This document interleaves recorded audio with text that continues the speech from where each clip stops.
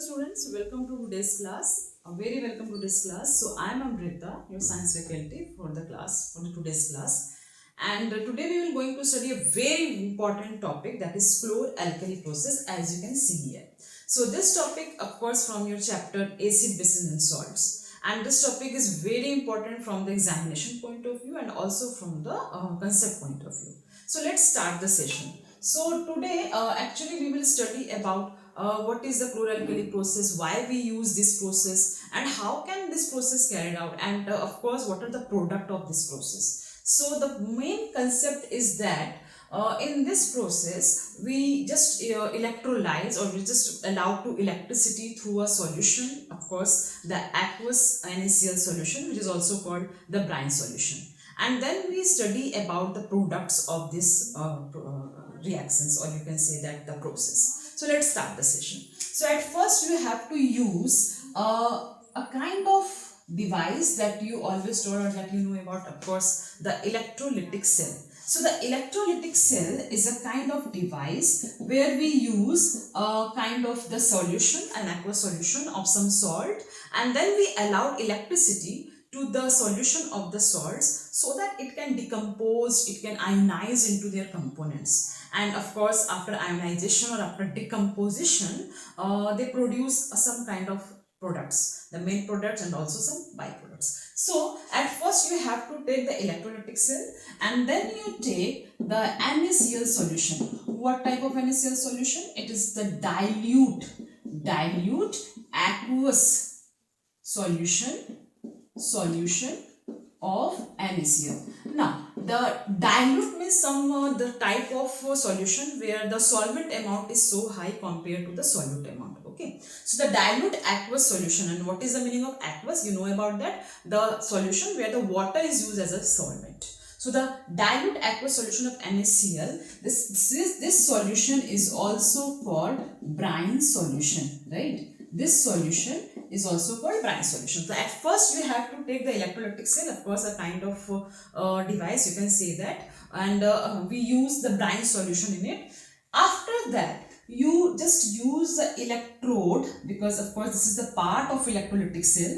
Electrode is something, a kind of metallic rod that you just dipped in the solution, in the touch of the solution, and this metallic rod you have to connect the one rod with the positive terminal of the battery, and the one rod should be connected to the negative terminal of battery, and of course for the regulation you have to some switch in the circuit too. Okay, so that the current will be in your control whenever you want to on the switch, whenever you want just off the switch. Okay, so the first you have to use electrolytic cell, then you have to take the dilute aqueous solution of NaCl in the solution, which is also called brine solution. Then you have to just make a setup where you just use the two electrodes, a metallic rod. This metallic rod should be connected, the one metallic rod should be connected to the positive terminal of the battery, and this another electrode should be connected to the negative terminal of the battery. Okay, okay. Now the electrode that is connected to the positive terminal of the battery should have, of course, the positive polarity, right? Similarly, the electrode that is connected to the negative terminal of the battery, that has negative polarity. Now, what are their names? The names of the electrode that has positive polarity is called anode. Why this is called anode? Because this electrode shows the affinity on, or you can say that on this electrode some negative ion get attracted. Okay, because it is itself is a positive ion, positively charged. So negative ion should be connected. And what the negative ion should be called? Of course, what? The anion. Similarly, the electrode which has negative polarity is called what? Kind of cathode. So this is the complete setup of our electrolytic cell. We use a kind of container where you use the dilute aqueous solution of NaCl, and then you use the electrode, that is the one electrode should be connected to the positive terminal of the battery, the another electrode should be connected to the negative terminal of the battery.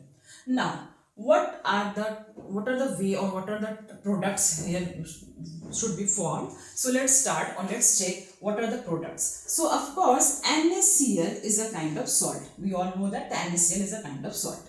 When you just make a solution of NaCl, and then you just notice that of course there is water also. Water is of course a solvent. So you just notice that the NaCl solution get decomposed or will get ionized into their Na plus and Cl minus. So this is the reaction where the NaCl just breaks into their component or constituent ions after passing the electricity. That means whenever you just switch on this battery or whenever you just switch on this circuit, the electricity start to pass through the solution, right? Because of course NaCl is also a conductor, so the electricity will pass through the solution. This is the complete closed circuit. Okay, so in a closed circuit, the electricity will start to pass through the solution.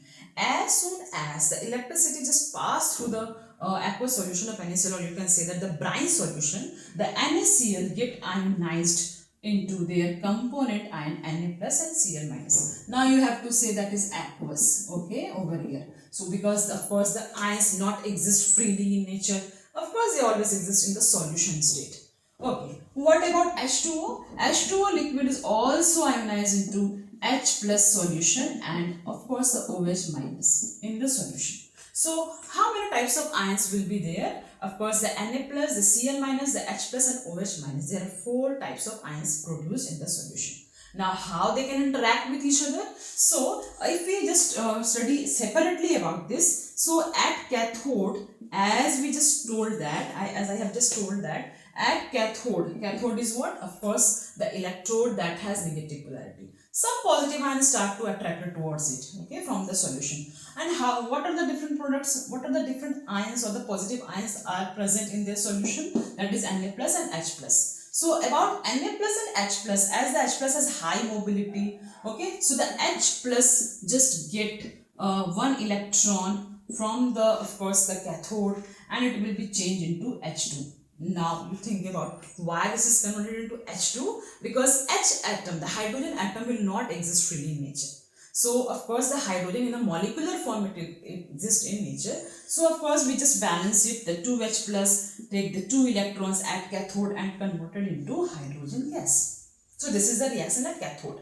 Similarly at anode, of course at anode there is a polarity is positive, it attracts, or the, of course the negative ion, or you can say that the anion get attracted towards the anode just by losing their electron. So there are 2 anions, the Cl minus and OH minus. Got it? So about Cl minus and OH minus ion, it is the Cl minus ion that has high mobility and will start to move towards the anode, where it just lose its electron. And again we can say that the chlorine will exist in the form of chlorine gas, not in the form of the chlorine atom. Okay, just because of the electronic configuration, as I hope that you have studied about that. Okay, so the Cl minus ion just take the 2 electrons, lost the 2 electrons, and it will be converted into chlorine gas. Okay, so this is about the reactions. Now what about Na plus and OH minus ion? The Na plus and OH minus ion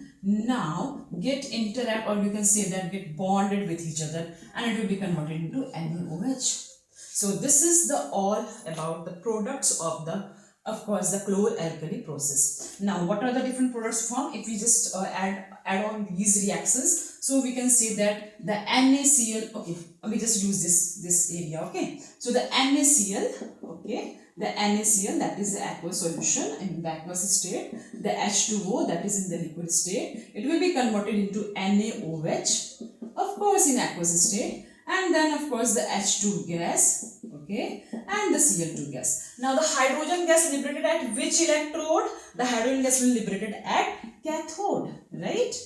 And the chlorine gas will be liberated at which electrode? That means the chlorine gas will liberated at anode.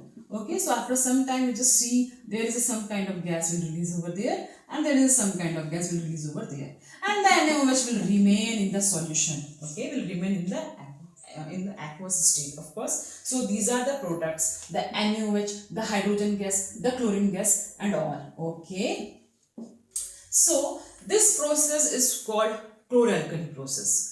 As if you just focused on the product of the reaction, you got this clear idea about why this process is called chlor-alkali process. So the chlor process is used just for the chlorine gas as a byproduct formed here, and of course the alkali process is used just because of the sodium hydroxide, because sodium hydroxide is a kind of alkali. And what is alkali? A kind of base that is dissolved in water. Okay, so this process well explained that whenever the electricity is allowed to pass through the solution, through the brine solution, there are three main products are formed. The sodium hydroxide, which is of course a kind of alkali, the hydrogen gas, and of course the chlorine gas. Okay, so these are the three products that form in the chlor-alkali process. So this is the complete explanation about that. Okay, just summarize this topic. Okay, the first thing is that the chlor-alkali process is the electrolytic process or electrolysis process, where we use the NaCl, of course, the brine solution, and we use the brine solution and just allow the electricity to pass through it.